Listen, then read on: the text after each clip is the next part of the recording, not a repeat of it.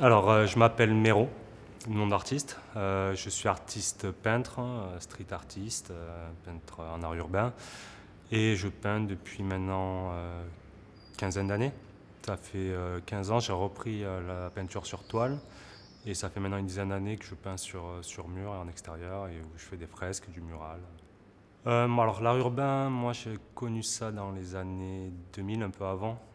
Quand j'étais jeune, quand j'avais 13-14 ans, j'ai toujours été attiré par le graffiti, le tag. Donc j'ai commencé à peindre, à dessiner à l'adolescence, en seconde, au lycée. Et je suis toujours resté dans cette mouvance-là, la mouvance hip-hop. J'ai toujours un petit message à transmettre. En général, c'est des choses plutôt positives, des messages cachés. Le visuel a toujours un lien avec quelque chose sur l'événement, sur la ville où je suis, sur un thème en particulier.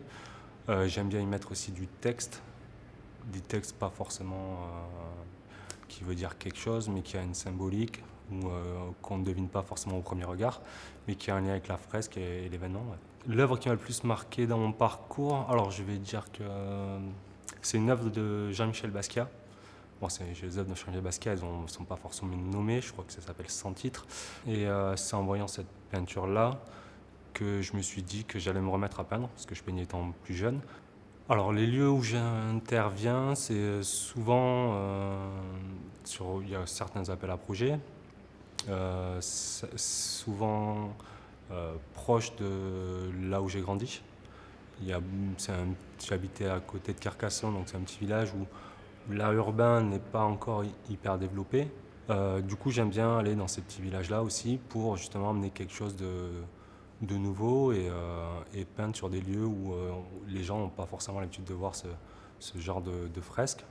Alors le regard que je porte sur le street art aujourd'hui, c'est que ça s'est vachement démocratisé, c'est-à-dire qu'il y a beaucoup d'artistes qui se mettent au street art pour le plaisir des yeux. Du coup, il y a beaucoup de styles différents.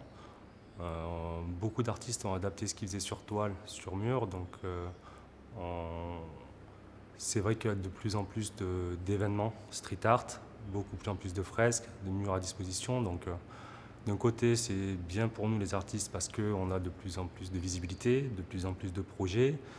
De l'autre côté, il y a de plus en plus d'artistes, de plus en plus de concurrence, mais ça fait partie du jeu comme dans tout type de projet comme dans le sport par exemple. Alors pour l'œuvre que j'ai réalisée pour le festival, c'était sur le thème de la terre nourricière. Et moi, j'ai réalisé mon œuvre autour de la main.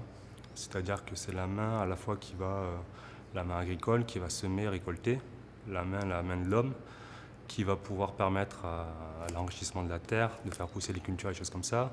Mais la main aussi peut avoir un côté destructeur. C'est-à-dire que c'est la main de l'homme aussi qui va amener à détruire la planète. Donc c'est pour ça que dans mon œuvre, j'ai opposé ces deux types de mains, un côté sombre, un côté très lumineux. Le Festival Urbain est un super événement. On est très très bien accueillis.